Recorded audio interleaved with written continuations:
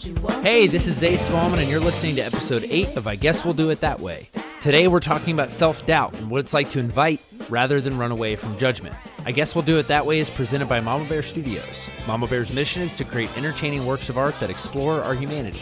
If you like the show, please subscribe and rate us on iTunes. Okay, here's episode 8.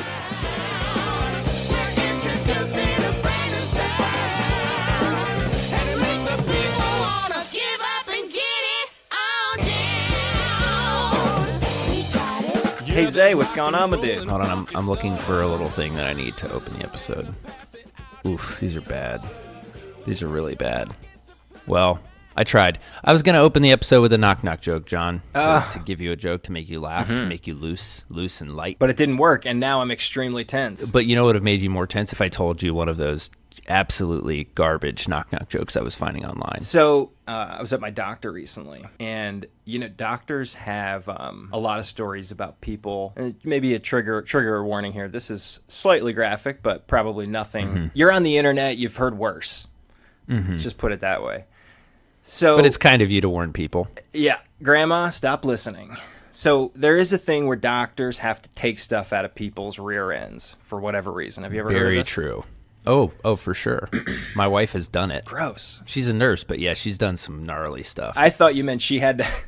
Gotcha. She was on the pulling end, not the pushing end. She was on the extraction team. Gotcha. Yes. Ooh, that's good. All right. I love that your response was gross. Well, I had a very like, different picture in my mind. I thought you were sharing a little too much family info. So, no. My doctor's telling me that, sometimes this comes up and you got to be pretty delicate. But a guy came in and he had some lettuce sticking out of his rump. Like, lettuce. Seriously, like lettuce. Just stop there. I'm already in. I know. I was it like, can't what? get better than that. Well, so the doctor is just, he's stunned. He's like, man, you got lettuce coming out of your rump. And the guy says, Doc, it's just the tip of the iceberg.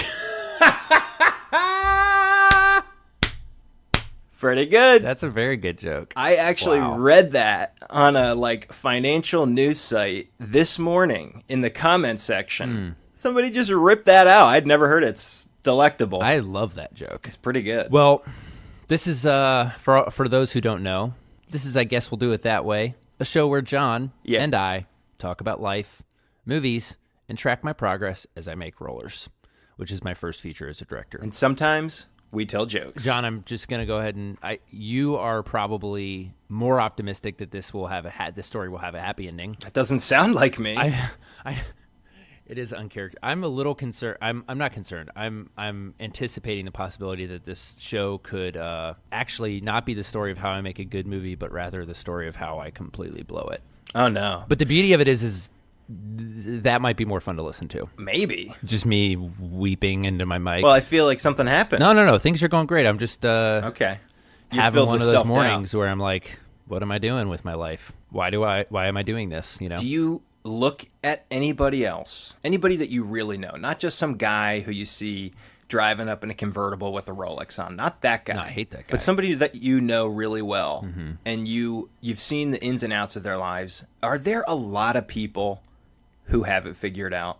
Oh, no. Nobody does. No.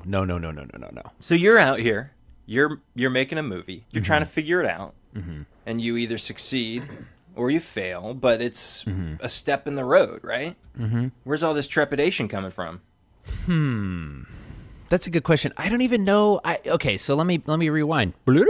I don't even know if I'm necessarily ultra concerned that I might blow it, or that I might find out that I'm not as good at these things as I would like to think that I am. I think I'm just aware of that as a possibility. Oh, sure.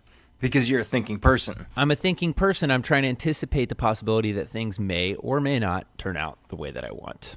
And I actually have some peace about that, I think. It sounds like it. Yeah, there's a comfort in anticipating the worst case scenario while also hoping for the best. I do this on an interpersonal level. If I have to talk to people or somebody, I will go through the absolute worst case scenarios in my head, up to including like somebody pulling a gun on me. Sure. And then when none of that happens and it's civil and easy, It's a breeze. I've already worried. Yeah, agreed. That's kind of okay. So let's take a quick pause. I'm interested in this topic, and I kind of want to just keep talking about this. I came into this thinking we were going to talk about locations. We can get there. Yeah, but I feel like locations is going to be kind of a big topic. So yeah, if we get there, we get there. If not, we'll get there next week. How do you feel about that? You know me. All right, then let's go with the flow. Because, there's actually some interesting stuff. We had Hunter of David's son. You remember was it last week? And he said something to the effect of, how do you know when a movie's done? How do you know when it's time to say this is as good as it's going to get? Right. That, to me, is a super compelling question. You just stick a fork in it. What does stick a fork in it mean? Should I know that? You've never heard that phrase? Does that mean like to eat it? Like stick a fork in it, pick it up, put it in my mouth, chew it, swallow. Yeah, I mean that's what you would think, but you can tell when a piece of meat is cooked by poking it. Oh yeah, but see, I try not to actually stick the fork in it rather than prod it. You prod it. Yeah, you don't stick the fork. You don't want to make holes. No, you don't. Well, if you have like a pulled pork type situation, it's no big deal. You're going to shred it most likely anyway. You're going to be fine. But yeah, you got a steak. You're not going to poke it. What are you, an idiot? Don't poke it. I mean, crazy if you poke it. Don't pierce it, y'all. Don't pierce. You don't want a bunch of holes letting all them delicious juices out. Real quick steak tip. Am I allowed to do this? Oh my gosh, of course, John. It's only a matter of time before we start a cooking podcast, for sure. Okay, so this is a little pro tip. Makes you look fancy. Well, it's actually 2 tips in one. You're going to get 2 for the price of 1. Okay, the first, when you're making a steak, take some butter, take a whole stick of butter, melt it in a pan. You skim off. A whole stick? You take a whole stick of butter, you stick it in a pan. Wow. You can even do more. In fact, you could do a whole 4-pat of butter. Holy night. Stick it in a pan. Let it melt completely. Not bubble and boil, just melt. And then you take a spoon and you skim off on the top. There's a white crust. Not crust, but there's a white foamy shit on the top. You take all that foam off. Then you're left with a clear oil butter. Yes. Ghee. We've talked about this before. Yes, ghee. You can leave it like that. That's clarified butter. You let it cool. You can put it in a cool container. Like my mom at Easter time will melt butter, put it in a lamb mold, But you take that clarified butter. I chop herbs. You stick some garlic in there. If you put garlic in, you got to cook it a little bit. Let it cool. Shape it into a log or something. Leave some fresh herbs in there so you can see them. After you're done cooking the steak, you take a slice of your clarified herb butter and you put it on the top, and your girlfriend or boyfriend is going to go nuts. Oh, it sounds so good. The second tip that goes with it is always, I'm giving away all my secrets right here, always make up a fancy name. You have to make it up. But make up a fancy name for whatever dish you do. So, if I were going to make that, this is a steak frite type situation with a clarified butter. But that's so, whatever. Everybody's heard that. Everybody's had that. You call it something like, dude, I live on Missionary Ridge. You call it, the Missionary Ridge. Never mind. You get the John, idea. that just went from yes to No. Let's move on. Hey. This is life, my friends.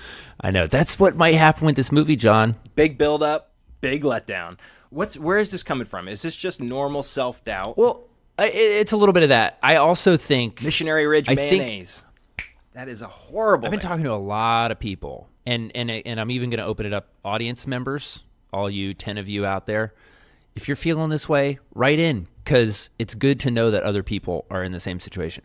I feel like there's something in the water right now. There's crazy amount of change happening all at once. And I just keep talking to different people who are like, I feel like I'm at a major transition point in my life, and I feel like there's something coming, or there's something on a much broader sort of universal level that is being shaken up and changing. And I don't just mean in politics and all that kind of stuff. I have this deep, I wouldn't call it dread at all, because it's not dread, but a deep sense of, I've been reading the book Dune. Have you read Dune?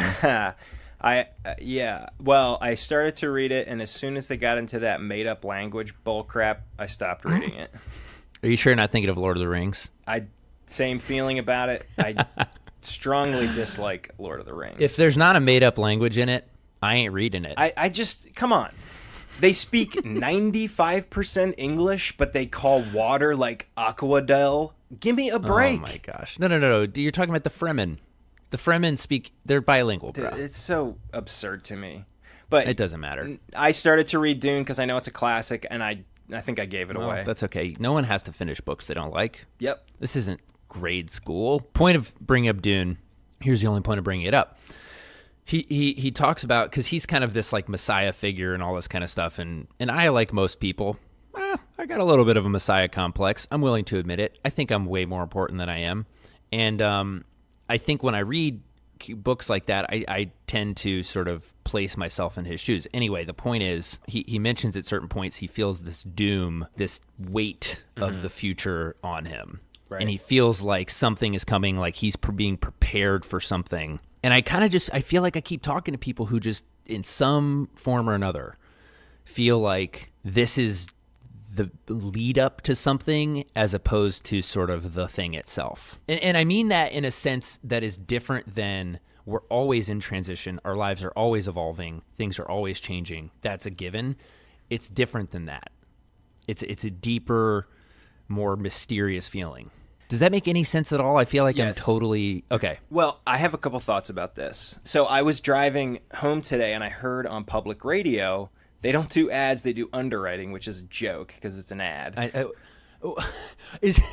Let's pause. Is NPR really going to do like some intense investigative journalism of Kaiser Permanente or something like that? Right. Of Yeah. course they're not. Well, No. we say that, right. but famously, and this actually ties into Chattanooga, there was a company, Archer Daniel Midland, ADM, that had the wheat. Yep, yeah, they had a big scandal, and they are a huge, or at least they used to be, a huge underwriter of NPR. And This American Life did a huge expose of them. Okay. And they started the episode by saying they are a major underwriter of NPR in this show, but here we go. I take it back. I was proud of them. I don't know what happened after No, that. that is very admirable.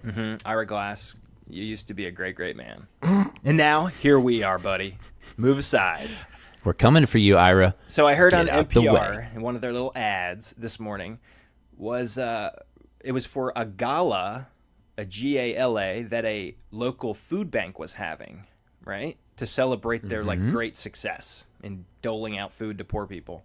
And the theme of their gala, or gala, if you will, was the Roaring 20s. They're going to have cocktail party, flapper dresses, the whole thing. And I heard that and I thought, the irony, there's almost too much irony. It feels like an Onion article. Yeah. So you're going to celebrate giving food to poor people by dressing up and representing a time of extreme excess that resulted, or that sort of peaked in the Dust Bowl, the Great Depression, World War II.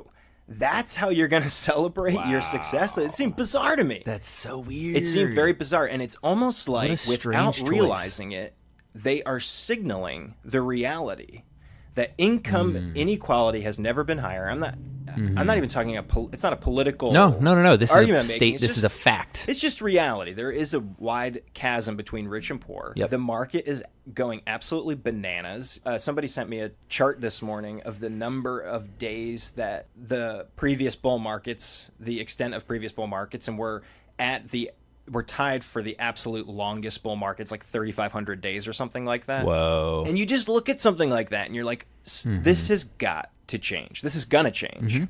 And it's going to be painful. Right. And again, you talk to people who aren't referring to any of those things, Yep. and yet they feel the same type of barreling towards some sort of unknown conclusion about their personal lives, completely independently of the national political situation, completely independently of the American economy. And I think that's interesting. I do too. And I would argue that I think the political realm is just echoing the sort of zeitgeist of America right now. And that is to say, people can sense, people feel the upheaval that is coming. And possibly it's because of technology or climate change or whatever. I don't know. But people feel stuff. And they, whether consciously or unconsciously, they will exhibit behavior based on this feeling. Well, so one of the things that I think I'm thinking about a lot, and it kind of relates to all of this. And hey, listeners, I'm sorry if you're bored because we're not making you laugh, but you know what? We're just not always going to make you laugh. I'm interested. John, are you still interested? I got some more lettuce jokes, I could tell. All right, save a lettuce joke for, I think we got probably another 3 minutes before people start turning it off. In 3 minutes, let's hear another lettuce joke. How about that? I got to come up with one. So I'm at my chiropractor. Oh boy. So I was sitting at a place that I like to eat sometimes.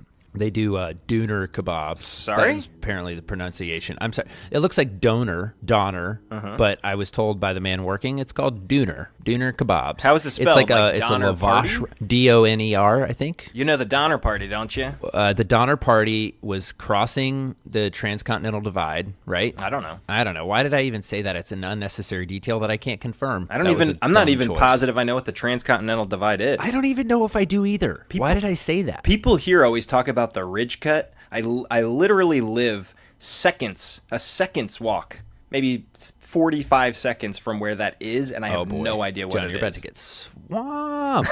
People are just going to come find you, baby. Yeah, good there's luck. Thousands of houses within seconds walk of the ridge cut. I don't even know what that is, though. You're actually not that close to the ridge cut. Apparently I know. You're a little further away from there. I know less about it than I thought. Well, I know less about the transcontinental divide than I thought. I don't even know why I chose to say that. The Donner Party is probably 150 years ago. Some people are crossing. They're trying to get to California. They get stuck in a giant snowstorm in the mountains, and eventually they start eating each other to survive. And some of them did survive, I believe. Is that a proper? Yeah. We'll put a link to the show notes with the real story. Well, it's one of those cases that enters the just common speech, whenever you talk about cannibalism, it's Donner Party. How do we get on Donner Party? It doesn't matter. Because you were eating Donner samosas. That's what it was. I was not eating samosas. Oh, quick update on the Indian restaurant. Oh, this place is so good. Went back, got non-bean related things and less spicy things. I felt like $1 million. Oh, there you go. Beans are bad for me. I'm a pretty much a zero bean diet at this point. Yeah, I mean, I don't think they give you much. No, they don't, and they really wreck me, unfortunately. Intestinally, you mean? Mm-hmm. Yeah. Well, it's not a mystery. I mean, there's an enzyme in beans that your body can't break down. It's fine though. Point is, I was eating a doner, doesn't matter, at a place that I like to go, and they were playing on the TV, Chive TV. Are you familiar with Chive? The Chive? No. Okay, I'll put a link to it. All I really know is what I was seeing, which was that it was just a series of like compilation videos of people doing things, big fail compilations and excellent things like humans are awesome type stuff. Yeah, sure. Like guy surfing behind a boat and playing ping pong at the same time. Yeah. Something that takes just an unbelievable amount of practice and skill and resources. And usually they're slightly unusual. Very unusual. Anyway, the point is not necessarily to judge those people, but it did leave me thinking, why are they doing those things? Who is this person who does this crazy, unuseful talent, right? Mm-hmm. And there's something beautiful in the idea that maybe they're doing it because they love it and they get fulfillment from doing it. That could be wonderful. What is very depressing thought to me is if they are doing it so that they can be seen on the internet doing it, and the absolute pinnacle of them doing that skill is being a 6-second clip in a compilation video that gets seen by 500,000 people, and they are literally one of 55 people within that compilation. And if that's why they're doing it, that sucks. That's very empty. It depends. I mean, that's empty for you. I have so many thoughts about this. One, I think most... Well, but I'm curious because my point is I'm not saying it's bad for them to do it because if they like it, but I think there are a lot of people out there who they are doing it not because it's fun for them and they just happen to be recording. They're trying to think of things that they can do that no one else has done just so that they can get seen. But I just don't see the point of that. There's a lot of that. I mean... But before I say that, what I'm going to say, I think most of those people, I think it's actually probably 50-50. I think 50% are fame seekers, but I think the other 50% are just uncles. Dude, when you're an uncle, like every time I see my nieces and nephews, I'm always trying to think of wacky stuff to entertain them. Mm-hmm. And they don't live with me. Like, you do wacky stuff around your kids, and like they've seen it before. They've seen your dance moves. They don't care. Mm-hmm. By the time they're 10, they're like, whatever, man. You can still make them laugh and stuff, but it's a job. But your nieces and nephews who you rarely see, who think you're cool, I was juggling water balloons, and the only reason I can juggle is because I'm an uncle. Like, I sort of learned when I was a kid, but I perfected the 3-ball juggle so I could impress my nieces and nephews. And I do it every time I see them, and they love it every single time. They're blown away. Okay, but, John, no offense. I'm not talking about 3-ball juggling, bro. Yeah, but I don't have as much time in my hands. So the guy who, for the first time, he did the surfboard behind the boat, right? And the nieces and the nephews went crazy. And after he did it like 6 times, he's like, I got to take this to the next level. And he's pretty good at ping pong, and he incorporates it, and boom, you got I got no problem with that. That sounds like the right reason to do it. Anyway, part of the reason I'm bringing this up is because I think I had this moment of clarity where I realized I don't want to make things that I don't want to make. And I want to say right now, this is coming clearly from a place of great privilege in a sense that I even get to have any say whatsoever. Right. I pictured a girl. girl. I picture some girl in Bangladesh listening to this as she stitches Nikes. Like, oh, you don't want to make stuff you don't want to? Yeah, exactly. Cool. No. Here's the thing. I am so aware of how privileged I am, and I try not to feel guilty about it, but at the same time, it's a reality. Are you white? I'd rather not say. That's a smart move. Point is, I'm incredibly privileged compared to almost everyone else in the world, and I acknowledge that here and now, and I'm thankful for that because I get to take risks, I get to make choices, I get to try things, I get to fail, I don't end up homeless because I failed once, all that kind of stuff. But given that, I think I have a responsibility to use that well, to use the time that I've been given well, to use the resources and the privilege that have been given to help other people and all those kinds of things. But I just realized, not just from watching those chai videos, although I think that was a good sort of way to crystallize it in my mind, but I just realized, like, whether if it's movies, if it's anything, a TV show, this stuff is just kind of too hard. It takes too much, you know. It's not just too hard to make a living, but it's like if you're lucky enough to be making a living, it's very difficult to actually have any sort of a balance in your life. And so I just began to realize that, like, the only reason that's worth it is if I'm actually making stuff that I really care about, you know? Sure. I mean, I don't want to wake up and realize I'm in the hamster wheel. Well, you are. I mean, you're on Earth, you know? Yeah. Let me list out, like, let's say you make the movie. Yeah, let's talk some specifics. Yes. Yeah, exactly. So you come to conclusion, and it gets reviewed. You get 5 reviews, and each one is like, this is trash. Like, whatever. It's just, they're terrible. Every single review is terrible. How do you feel? First of all, I'm sure I would feel horrible. I'm sure I would be utterly devastated. But would this constitute a failure in your mind? Basically, I think the first question that I would need to ask myself in that case is, who was I making the movie for, and what kind of movie was I trying to make? Because if I was making a movie with certain goals, such as to do something that intentionally doesn't fit any sort of a framework that any sort of a critic would be judging the movie through, then it's difficult to say that them hating it would be a failure. Now, I can say pretty confidently that that isn't the goal, and that I am trying to make a movie that connects with a broad audience, that connects with a lot of people, that critics theoretically would like based on the criteria that it seems like they tend to judge popular movies with. So in that sense, yeah, that would be a failure, and it would be devastating. But I don't know that I would take that as a failure of myself as a human. I think it would mean I need to do some soul searching. I need to talk to some people I trust and say, should I try this again? Should I try to do it better next time? Should I take the lessons that I learned and make a better movie next time? Or should I take this as a sign that maybe I'm just not a good director? Yeah. And that maybe I should find a different career. I think a lot of people's tendency is to never put themselves in a position where they'll have to find out this isn't for me. Most people haven't necessarily done what you've done, in the sense that a lot of people just find themselves in a career. It's not necessarily what they decided to do or want to necessarily do, but there they are. But I think most people, or a lot of people, will put themselves in positions where they'll never find out if what they're doing is terrible. Right. I mean, I do that. I think a lot of people do. Except this podcast. Hate to break it to you, John. It's bad. No, I know. But so you're going to find out. Yeah, I mean, you will find out in just a few short months. Yeah. What do you think's going to happen? I don't know.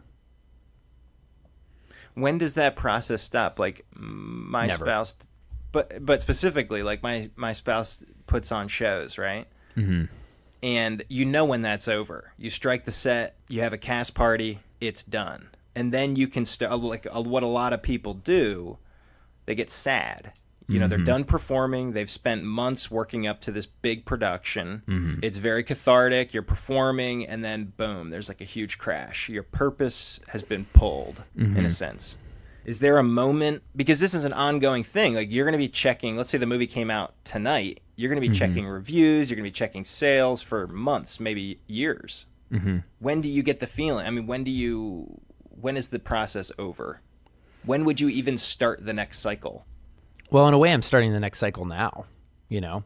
I mean, I'm writing other things. I'm thinking about what my follow-up project would be. I'm still producing other projects.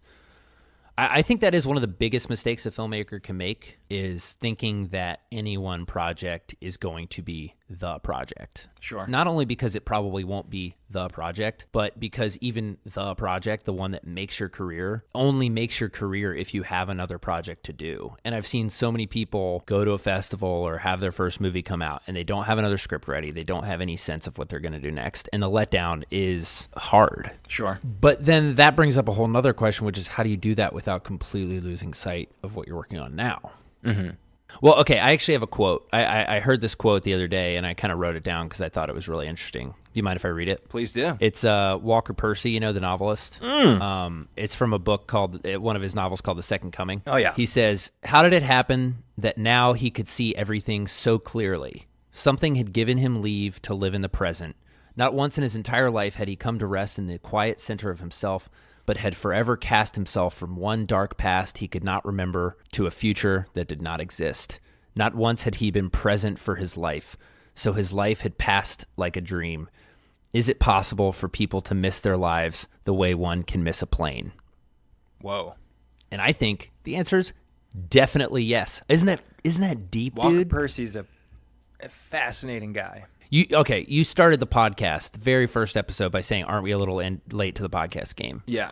And I think that is an incredibly insightful question that really gets at the heart of all of this, which is, are we late to all the games? Does what we do matter?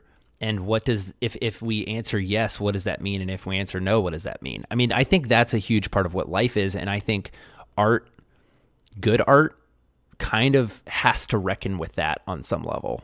It has to understand that those are the questions that drive most humans, whether they make art or not, whether they're working on an assembly line or not. And that's why I like that Walker Percy quote. Well, what's the solution? I mean, then you could be left with the dilemma of constantly worrying that you're not doing what you should be, that you're not utilizing your time the best possible way. Yeah, and I think that's not the solution. To me, the solution... It's not the solution, but it could be it's a byproduct of that question, right? Right. Okay, so I take that back. Not the solution. I think, to me, I don't have a solution or a right answer. I think, though, my response would be, do what you do it well, and don't worry about what's coming next. You know, don't, as Walker Percy was saying, don't cast yourself from some dark past into a future that doesn't exist. Just freaking be in the moment. I mean, that's part of the reason I started this podcast. I didn't want to make a movie and not even really remember what it was like to make the movie and only be thinking about the next movie. I want to actually make this movie, and I want to actually experience the process of telling this story, and I want to live in this moment, regardless of where it leads. And so how do I know when it's done? I don't know how to answer that question other than to say, I think cultivating a general level of self-awareness so that when I feel like it's done, I'm able to hear that voice in my head saying it's done and trust it. And what if it's bad when it is done? Then I got to decide what to do.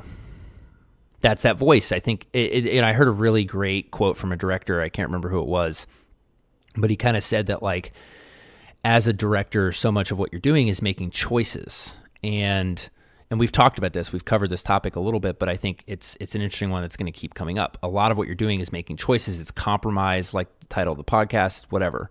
And he sort of says that, like, if you have good taste, there is a voice in your head that nags at you when you make a decision and pushes you to say, like, that's not as good as it could be. And I think what he was basically saying is that voice, we are very capable of silencing that voice if we ignore it all the time.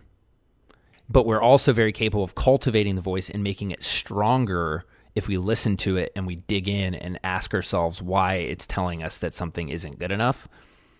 And I think that could be as simple as, is the camera in the right place? Or was that performance by that actor as good as it could be? Or is there something deeper? To, is this script ready? To whatever. I think you have to cultivate that voice and allow it to talk to you even when it threatens your status quo. And I think of that in the same way with my life. You know, like I don't want to be like, great, I got my 4-bedroom house in the suburbs and now I'm good to go and I can coast for the next 60 years. That's it. That's silencing the voice permanently. And that sounds terrifying. Yeah. Not that there's anything wrong with a 4-bedroom house in the suburbs, by the way, but don't silence that voice. I said this in front of a bunch of people. That's okay. I said this in front of a bunch of people. So if you've heard this, I apologize. But the other night I was, getting ready for bed or whatever. And I was having like an internal dialogue. Mm-hmm. I was thinking about some issue that was bothering me or whatever. And I'm kind of going through it in my head. I'm sort of talking to myself in my head, Mm-hmm.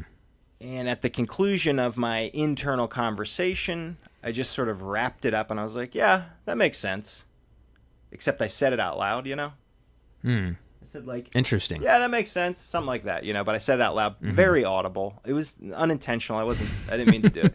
And my life partner calls over and it was like, what? I was like, oh, nothing, and I explained the situation. John, are you afraid of saying the word wife? No, I've already said it. I like life partner, though, because, it's, I don't know. It's more. No, I get it. It feels more intentional. It feels more intentional than just like, oh, we got married. Hey, we're married now. Signed some paperwork. I got married. She called me out and said I sounded like a crazy person, lightheartedly. But so because you're talking to yourself. Yeah, I talk to myself. Well, you do realize you are a crazy person. Of course. Who isn't? Okay. Just making sure we're on the same page. A couple interesting things about talking to yourself. One, it is absolutely normal to have an internal dialogue in your head. This is normal. It's a function of being a human. It becomes abnormal when you hear external voices talking to you. That is to say, like some guy named Bob who wants to kill you is telling you you're a maniac and you deserve to die and all this stuff. That's schizophrenia, right? Interestingly, though, and that's called an auditory hallucination.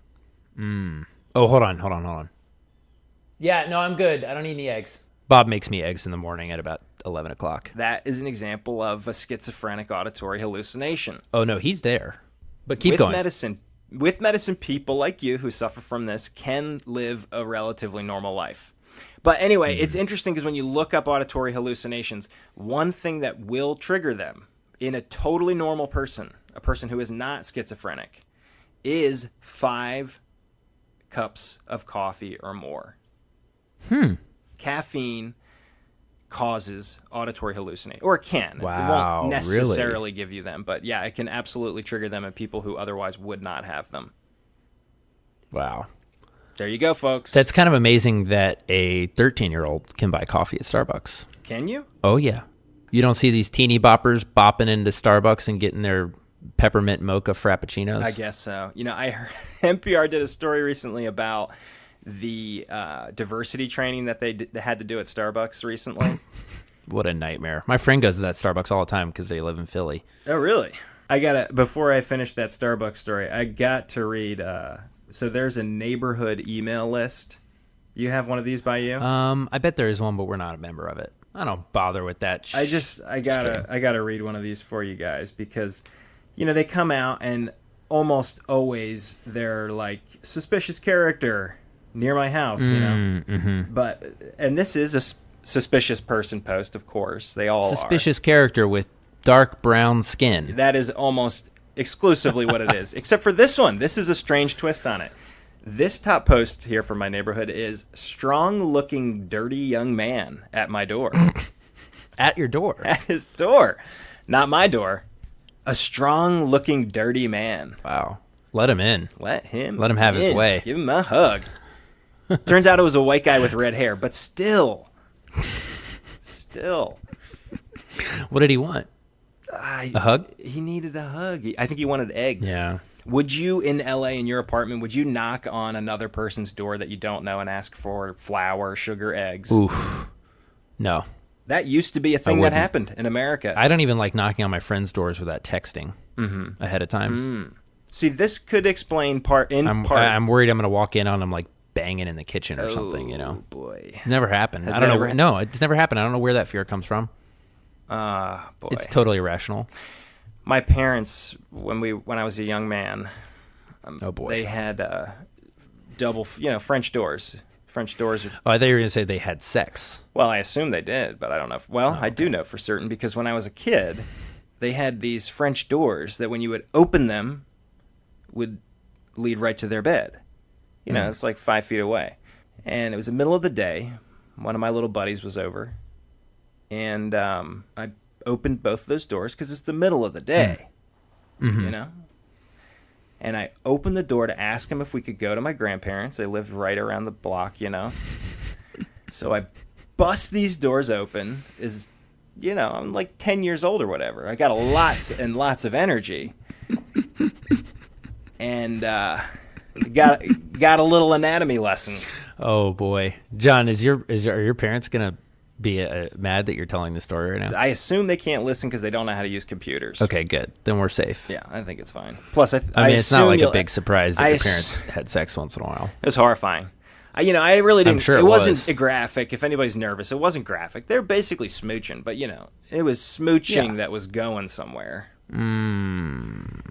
Was going somewhere until you burst in. Yeah, I'm sure I dampened the mood there. John, that could have been the first time they finally found time to make some love in months, and you ruined it. That's why I don't have a little sister or brother. Oh my gosh, that was your chance. You blew it. Walker Percy helped get a book published called The Confederacy of Dunces. Have you ever heard of this book? I have heard of it. So this book, real quick, was written by sort of a strange loner guy, lived in New Orleans. He wrote this Pulitzer Prize-winning masterpiece, but he could not get it published while he was alive. Mm-hmm. And he committed suicide. His mom found the manuscript, spent a year or years trying to get it published. Nobody would publish it. She finally went to Walker Percy, who was a professor at a school in Louisiana, and he got it published. Mm-hmm. And then it won the Pulitzer Prize. Are there any directors who have made one movie that is an absolute masterpiece and then retired? First movie is just an absolute masterpiece, and then they do nothing else. I don't know. We'll have to do some research. I want to know too. But sometimes that movie that's the masterpiece is their third one. And they made two that were pretty dumpy before that. I'm a Fellini fan.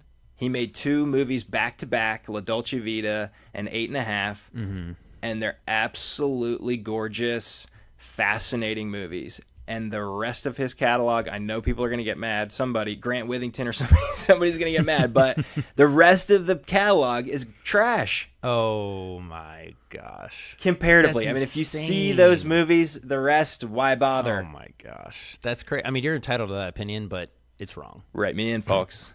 Disagree. I love these. I want somebody to bring. Oh yeah, Satyricon, a great movie. Yeah. No, Lestrada, maybe. Roma's really good. I just watched Roma recently. Roma's terrific. I think part of the problem here is that I've only seen La Dolce Vita in 8.5. Yeah, those are the only good ones. I think it's a good question though about what you were saying, like when do you stop checking, when are you done, etc. You do have to move on from things, but it does take a certain amount of awareness of, is there something left to be gained from this project, or am I just being obsessive?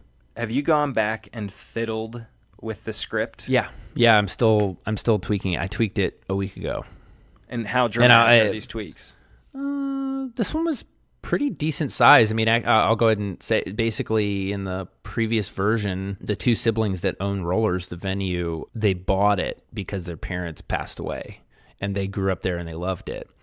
And I changed it so that, because I just kind of had this moment of realization. I was sitting at the beach and just thinking about the story and trying to think of how to deepen it and how to make it better. And I realized that part of, I think what was missing was that there just wasn't enough kind of emotional history in the place. And I realized that what made even more sense on many levels, that it's kind of hard to explain without going into every detail. But what made a lot more sense is actually that their parents owned the venue, that their parents basically raised them there because they were working so much, kind of like and so that's part of why it's so important to them, and also why there's a little conflict around it, because there are some, I think, not trauma, but some wounds, like each sibling feels differently about the fact that this place was their life and that it was their parents' life. I have an idea that everybody is sort of trying to recreate their parents' lives. Not necessarily the details of it, but the vibe of it. You're trying to recreate this.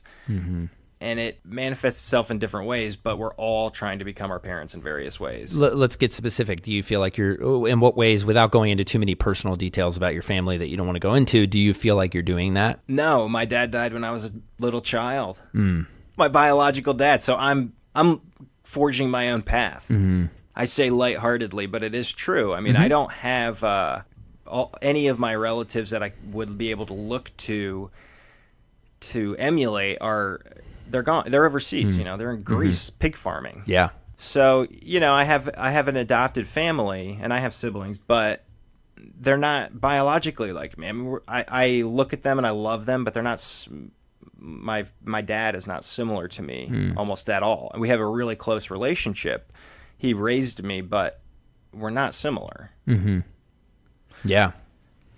But, for instance, the raising children in a place, my own kids are, in a sense, spending the majority of their waking life in a school, which is what happened to my spouse, my life partner. She spent most of her life growing up in a school while her parents worked there. And that's what's happening with my own children. Right. And what's interesting about that is that can be, I think what's hard about life is that can be great and it can be challenging, because I was in exactly the same situation. I didn't realize that I was writing a movie about a concert venue because I basically grew up in a concert venue. I didn't grow up in a concert venue. I grew up in a church, and much more specifically, I grew up in the music ministry that my dad talked about last week. And so I grew up doing music. I grew up being around my parents who were doing music. I grew up in the building where all of that was taking place. And then I saw all of it change and basically become dismantled because it was time for it to end. And that's a lot of things. Like, that's good, that's bad, it's sad. It was hard for me in certain ways. It was hard for my parents in other ways.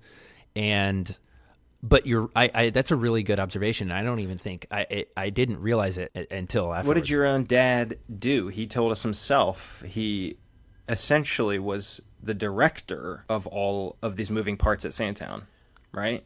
Well, he was the director of specifically the music ministry, and then he was involved in sort of the board that oversaw the entire thing. But he was not like the CEO of the major organization. Well, I don't want to force the analogy, but seems like, was he directing music for Sandtown?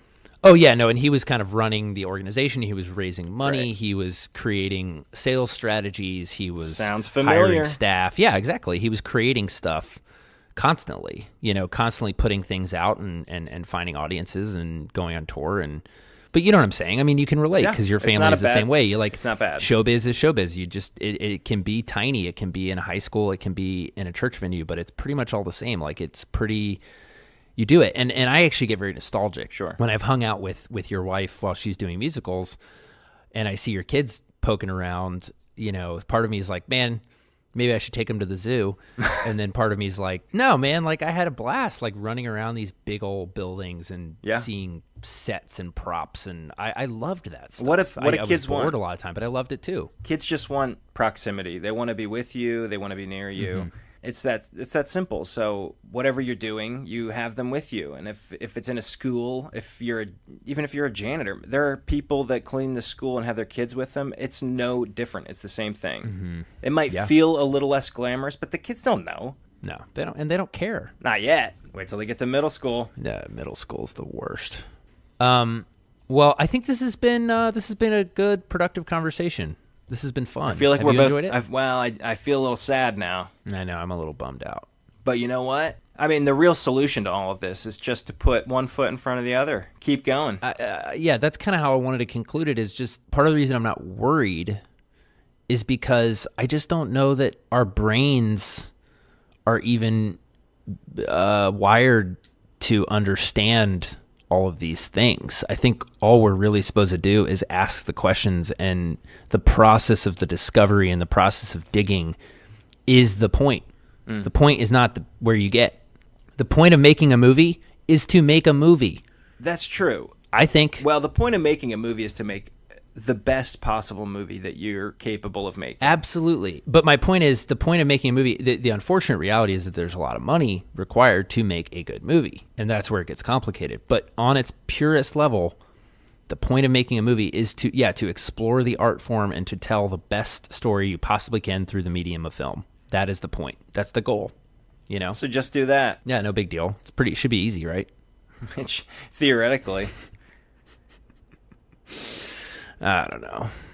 I feel good though. I feel like this was an important conversation because I don't know how to talk about how to make a movie without talking about why we're making the movie. And I feel like we're probably going to revisit this many times over the coming years. Yeah, I think your trepidation, your fear, it's all normal. It's all natural. You trying to say I'm just another run-of-the-mill guy, John? You trying to remove my specialness? Oh, what I was going to say, though, is to anybody that's listening, go to an older person, say like 75 or older. 70 or older, whatever. What if they're 69 and a half? Use your best judgment, people. Okay. Go to that person and ask them this question. So, Bob, you're getting towards the end of your life. What do you think? Did you do it right? And really watch their answer. Not what they say necessarily, because you'll know. Like, oh yeah, it's been a great life. I got 4 kids. You know, you're going to get some of that bull crap. But like, really look at them when they're telling you, and you'll know. Most people have not ever been asked this. It's slightly shocking to be asked that question. But you'll get some candid responses. You know, depending who you ask. But I've learned a lot of crazy stuff about people by asking that question. Cool. Give it a shot and write to me. What about this, John? Yeah, I was going to say, if you want to ask someone else older, write them. I don't think we probably have too many 75-year-olds listening. No. But we got a 20-year-old guy who knows a 75-year-old guy. For sure. Go ask them. No, but see, I want to hear those answers, but I also kind of want to turn this question on you first. I'll answer it, and then I kind of want to wrap up the episode by asking audience, you may be 20, you may be 40, give us like 1 to 3 sentences about why you think you are or are not doing it the right way. It'd be kind of interesting, right? Maybe we read a couple of the answers on air. I don't know. I mean, I would absolutely love to read these. I really would. I think it'd be super interesting. Because, and again, this may sound like a weird like tangent, but this is actually so central to the theme and the story of Rollers that I actually think this is kind of a fun exercise that is weirdly directly related to the actual movie itself, if anyone was wondering. It's a fascinating thing, and I would love to read what people think. Yeah. I really would. And I would also say, just for parameters, make it as long as short as you want. Obviously, we may not be able to read super, super long answers, but we do want honest answers. And if you want to be anonymous, just say so, and we will gladly keep you anonymous. That's not the point. The point is not to connect these things with individual people. The point is to understand how other people think. Yeah. But guys, the more lurid, the better. Oh, let's get some nasty details. All right. So in the remaining 2 minutes, John. Yeah. Let's do. We got to set the stage, baby. We can't ask our listeners to do this if we're not going to do it ourselves. How do you feel? I'm a pessimistic guy. I'm hard on myself. I would say no. My life has been a complete and utter failure with a few exceptions. Those exceptions being most of my life. So my family, right. That is, of course, the most important thing. So what you're really saying is your life has been a total failure within about 15%, and then the other 85% has been great. Yeah, I mean, it is actually successful, sort of. If I stepped back and looked at it, I would be pleased. Yeah, I asked my spouse the other day, we were out together, and we're sitting in a restaurant, and I asked her, if you and I, from 12 years ago, because that's when we first met, right, saw you and I right now sitting here, what would we think? Oh, that's such a good question. Yeah, and I don't want to get into it, what we specifically said. Sure. But it's a fascinating question. Would you, because for instance, I never thought that I would live in the South. I came here almost on a lark, and I never left. You know, and I wonder what 15 years ago me would think about the me sitting here right now. If 15 years ago you is sitting in Jersey, he's thinking, good job, bruh. Probably. Way to get out of here. I'd be looking at my tax bill saying, what? So I would, it's a highly mitigated disaster. How about you? Well, again, yeah, it depends on how you define it. I would say a lot of it has been a rabbit trail that has, by no sort of intentionality on my part, culminated in some very interesting thoughts, some very interesting opportunities that I'm super excited to explore. I mean, again, I do think, like I was saying at the beginning of the episode, I think along with a lot of other people that I'm in the process of being prepared for something, and I don't know what it is. It could be a natural disaster. The gulag. What I hope I'm being prepared for is to be content no matter the circumstances. And so because of that, I don't know how things will work out, but I would say I'm on the path that I want to be on. I can honestly say that. And I don't mean that like, oh, I'm going to be a big famous director. I'm saying I'm excited about the next decade, the next 2 decades, really figuring out what it means to not be obsessed with things that don't actually matter that much. Yeah, there's Does that make any sense at all? Absolutely. There's just some light aircraft going overhead right now. They've got this. See, this is a perfect sort of metaphor here, because overhead right now, somebody is getting airlifted to the hospital because they got in a near fatal wreck on the interstate. That's horrible. Yeah, and that, we're going to leave this conversation and likely one of us will die. There's a chance. This could be the last episode. But see, that's why it's so important to not worry about next episode. Let's worry about this episode, there you which go. I would say has been good. According to this book I just listened to, qualitatively, children experience a third of their life by the time they're 8 years old. Yeah. Whoa. I remember that. Don't you remember as a kid going on summer break? It felt like an eternity.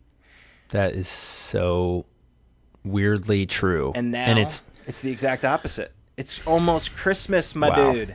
Walker Percy, baby. Not once in his entire life had he come to rest in the quiet center of himself, but had forever cast himself from one dark past, your childhood, that he could not remember, to a future that did not exist.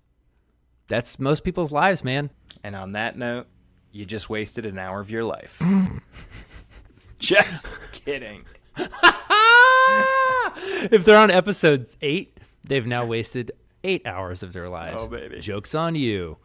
There are so many worse things you could be doing with that time, though. And let's face it, you probably were going to do something stupid anyway. They could be watching Big Bang Theory. Yeesh. John, this has been a real pleasure, though. Thank you for indulging my existential crisis, and thank you for joining me in it. Yeah, I feel like all I did was deepen it. No, you did a good job, and I needed it. It's always good to hear where other people are at, and I'm glad to hear that you're in a similar place. And I have a sneaking feeling that a lot of our listeners are too. And we, like we said, just a reminder, we want to hear from you. Give us 1 to 10 paragraphs about whether or not you think. How did you phrase it, John? I think you put it a really good way. It's got to be double-spaced, proper indentation. MLA Chicago formatting. style. Oh. Chicago style. Okay, we could do Chicago. Okay. I forget what I said, but the point is, are you doing it right? Do you think you're doing it right? I know there's somebody out there who's like just about to finish up dental school, and he got a 4.0, and he is very proud of himself. But I wonder, if on paper you're hitting all your marks, do you still feel like you've done it right? Man, what a great question. That's what I want to know. We really do want to hear from you. And this also is a reminder that we've got one more week to enter into the t-shirt drawing. I think John, I'd like to officially announce that I think we have moved past yarmulke territory. Really? Oh, for sure. We are now rapidly approaching trucker hat territory. Seriously? Uh-huh. I'll be impressed if and when we get to 10-gallon hat. We could be getting there. We'll see. 10-gallon hat or bust. Next week we're going to talk about locations, and I have a feeling I'll still be thinking about all of these existential issues. But the good news is that's what the movie's about, and that's what all of our lives are about. So there are worse ways to spend your time. Yeah, I feel like you could just watch some Norwegian cinema if you want to lift your spirits. Maybe some Russian cinema. Swedish.